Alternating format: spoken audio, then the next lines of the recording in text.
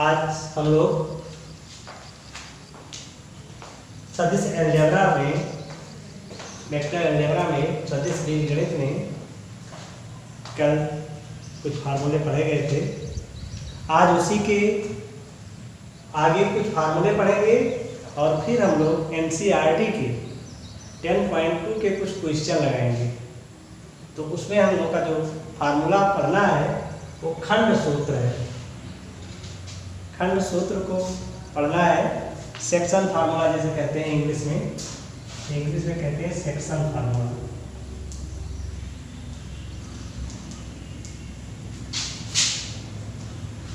ये है, तो इसमें कंडीशन है, पहला क्या है, जब कोई PQ पॉइंट है और उस पर कोई R बिंदु इसको अंतः विभाजित करती है। ऐसा हाई स्कूल में हम लोग कोऑर्डिनेट ज्योमेट्री में सूत्र पढ़ते थे, सेम वैसे ही यहाँ पर है, बस वेक्टर फॉर्म में यहाँ पर। तो जब R क्या कर रहा है, PQ को कहीं भीतर काट रहा है, कोई बिंदु है R और इसको दो भागों में डिवाइड करता है और वो भाग है M और N के रेशियो में। जब वो M और N के रेशियो में विभाजित करता है तब चाहे वेक्टर R की बात करो या OR की बात करो, तो OR या R equals M into OQ plus N into OP। ध्यान देगा, जब हम इस खंड की बात करेंगे तो डिस्टेंस हमको ये लेना, ये जो हम खंड बात करेंगे तो जब इधर वाले की बात करेंगे तो ये वाला आएगा इसका मल्टीप्लाई, जब इधर वाले की बात करेंगे तो ये आएगा मल्टीप्लाई, साथ में बीच में माइनस, और दोनों रेशियो का क्या लिया जाएगा, सम में लिया जाएगा। तो और हमने माना है कि OP जो है वेक्टर A है और OQ जो है वेक्टर B है। तो इस तरीके से हम OQ और OP की वैल्यू रख दिया तो M vector B plus N vector A upon M plus N हो जाएगा। नेक्स्ट है, जब R PQ को Y विभाजित करता है, जब ये Y विभाजित करेगा तो क्या होगा, हमारा PQ वेक्टर ये है और R कहीं इधर हो सकता है या इधर हो सकता था, तो हमने क्या किया, इसको R को इधर लिया है।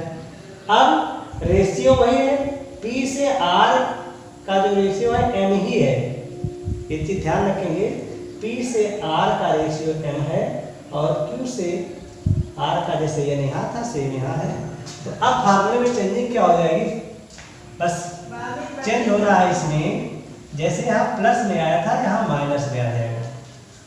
तो क्या आ जाएगा, MB minus MA upon M minus N, M minus N हो जाएगा। तो Y विभाजन में प्लस होता है और अंतर विभाजन में माइनस होगा, बाकी कोई चेंजिंग नहीं है। अब इसी में हम लोगों का है, अगर मान लीजिए कि जो R आपका है वो PQ के ठीक बीच में हो जाए, ऐसे हो, सपोज कर लीजिए, और ठीक बीच में होगा तो क्या हो जाएगा, अगर ये ठीक बीच में हो जाएगा तो M और N के जो रेशियो हो जाएंगे वो M इक्वल्स N हो जाएगा, M इक्वल्स N हो जाएगा, यानी 1:1 बन जाएगा, 1:1 बनेगा।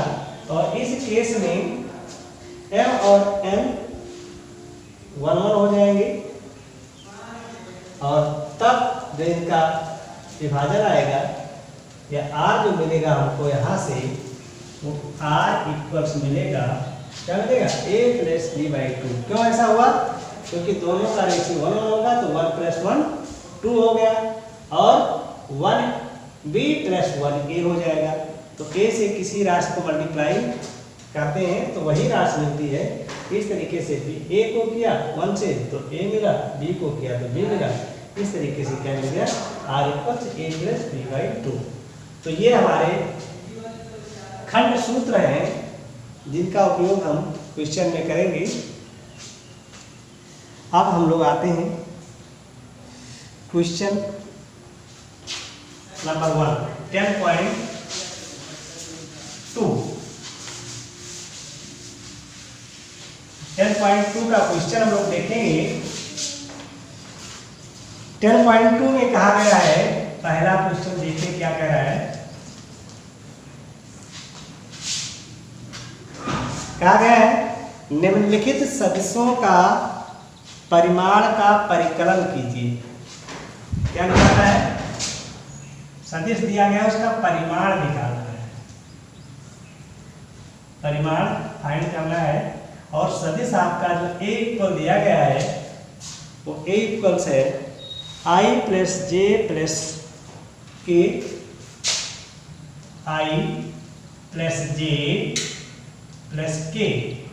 और जो b इक्वल्स है आपका वो है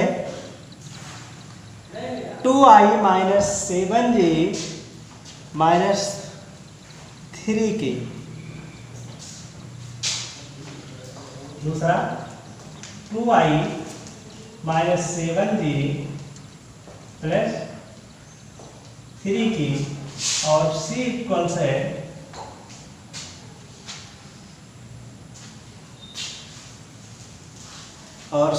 है आपका 1/√3i 1/√3j 1/√3i plus 1/√3j plus 1/√3k। तो ये तीन क्वेश्चन है, तीनों के क्या निकालने हैं? परिमाण निकालने हैं। आइए देखिए परिमाण कैसे निकालेंगे। तो परिमाण निकालने के लिए जैसे मान लीजिए सपोज करिए कोई वेक्टर a दिया गया है, ऐसे xi plus yj plus zk या ai plus bj plus zk। तो जो परिमाण इसका होता है, मॉड होता है under root x square plus y square plus z square, ये होता है। अब हम सेम अगर ऐसे कंपैरिजन करें इसे, तो पहले की वैल्यू हमारी क्या आएगी? जब a प्लस मॉडुलस दिया जाएगा तो इसमें देखिए एक्स वाई जेड की वैल्यू 1 1 1 है, यानी क्या करेंगे हम लोग 1 का स्क्वायर प्लस 1 का स्क्वायर प्लस 1 का स्क्वायर, और ये आ जाएगा 1 प्लस 1 दैट इज रूट। तो a का परिमाण क्या आ गया? √3। ऐसे हम b का परिमाण निकालना चाहेंगे तो 2 का स्क्वायर प्लस 7 का स्क्वायर प्लस 3 का स्क्वायर। जब c का निकालेंगे तो 1/√3 का होल स्क्वायर प्लस 1/√3 का होल स्क्वायर 1/√3 का स्क्वायर। तो अगर आपने पहला सीख लिया है तो आई होप कि आप नेक्स्ट दोनों आप निकाल सकते हैं। तो इसको आप स्वयं ट्राई करेंगे। हम आते हैं क्वेश्चन नंबर 2 पर। क्वेश्चन नंबर 2 में कहा गया है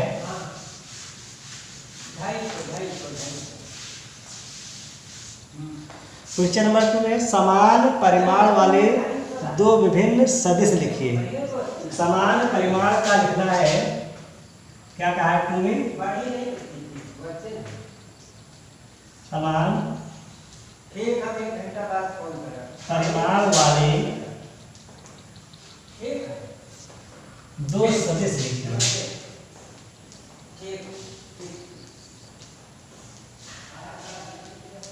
समान परिमाण वाले दो सदिश लिखिए। तो क्या करना है? परिमाण समान। मान लीजिए कि दो सदिश आपके हैं, सपोज कर लीजिए कि आपके जो दो सदिश हैं, एक है i माइनस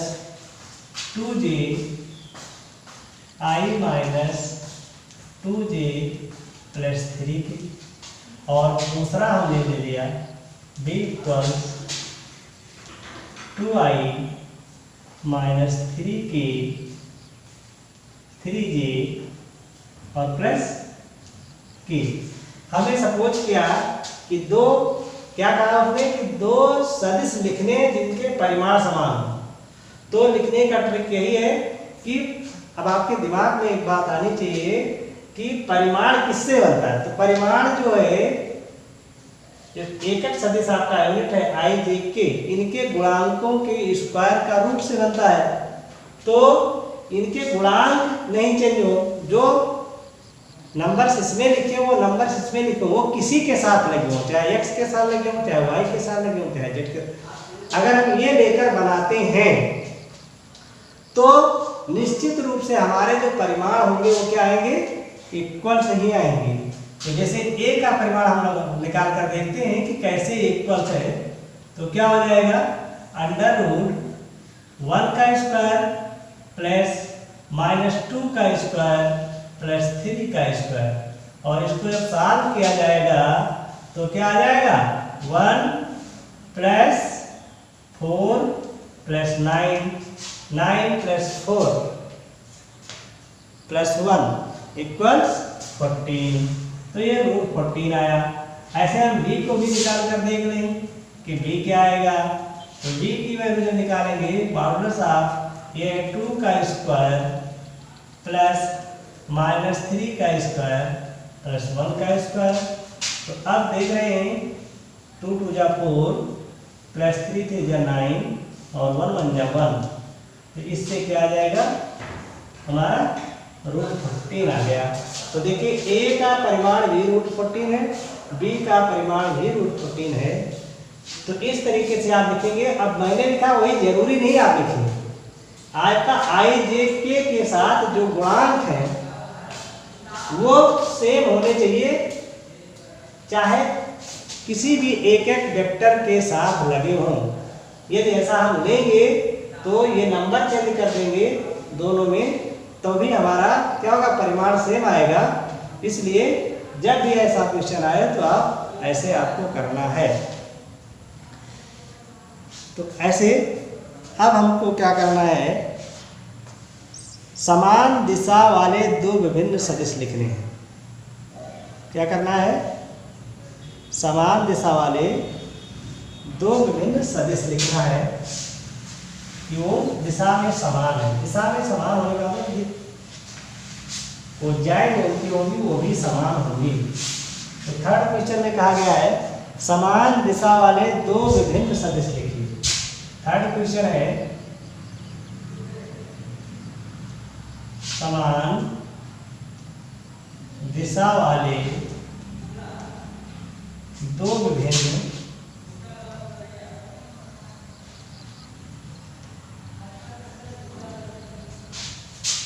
सदिश लिखिए।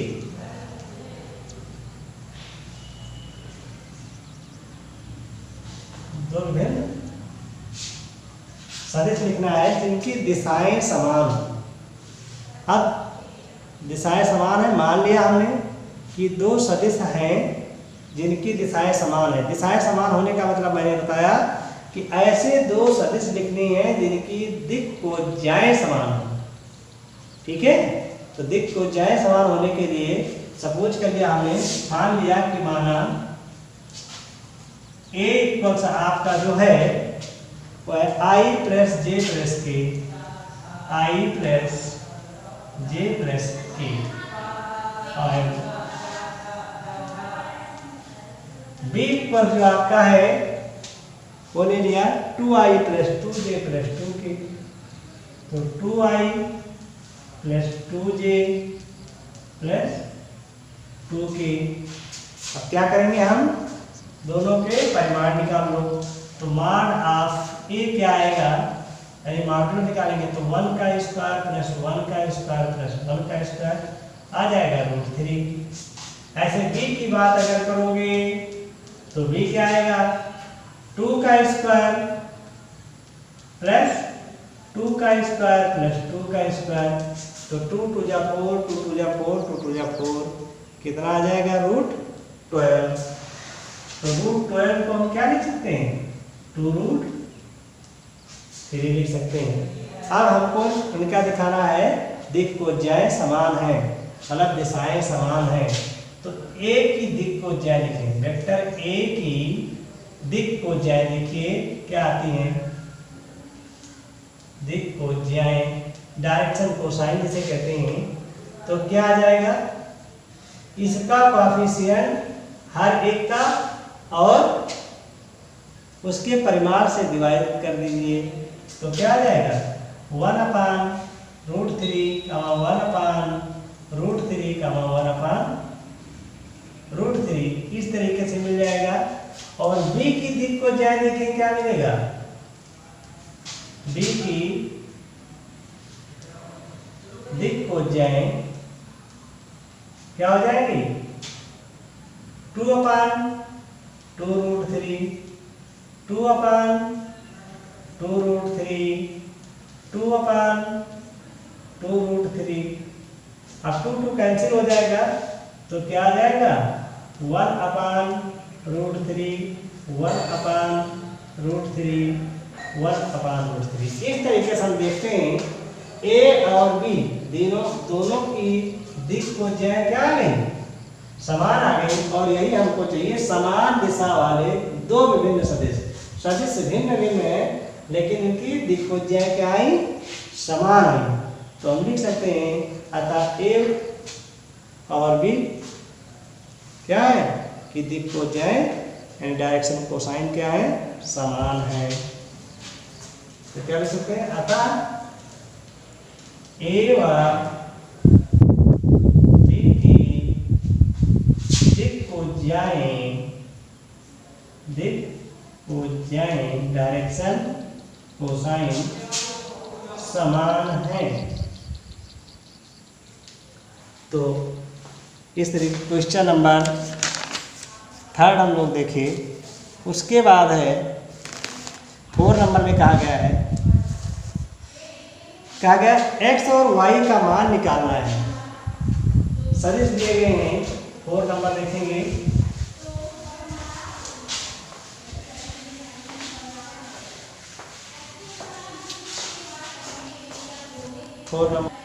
क्वेश्चन नंबर 4 आपका है x और y के मान ज्ञात करना है, जिसमें सदिश दिया गया है। आपका जो सदिश है वो है 2i + 3j। सदिश है आपका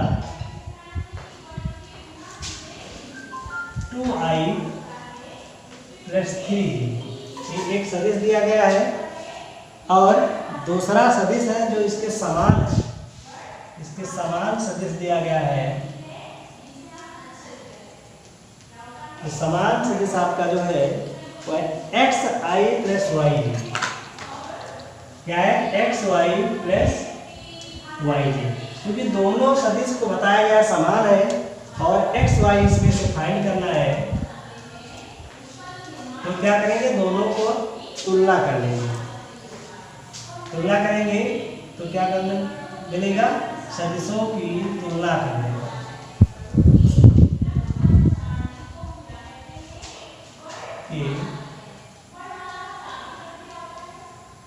गुणांकों की तुलना करने पर जैसे तुलना करेंगे तो x इक्वल क्या बन जाएगा 2 एंड y इक्वल बन जाएगा 3। इस तरीके से हमारा ये क्वेश्चन हो जाएगा। इसमें क्वेश्चन कई हैं और शेष क्वेश्चन आप लोग करेंगे। बाकी हम कल कुछ क्वेश्चन इसके और बताएंगे इसी एक्सरसाइज के, और फिर एक्सरसाइज समाप्त किया जाएगा। तो आप लोग देखें, इसको समझें। आई होप कि आपको समझ में आएगा। तो जो वीडियो समझ में आए, अच्छा लगे तो क्या करें, लोगों को बताएं कि ताकि लोगों को इसका लाभ मिले। Thanks for watching.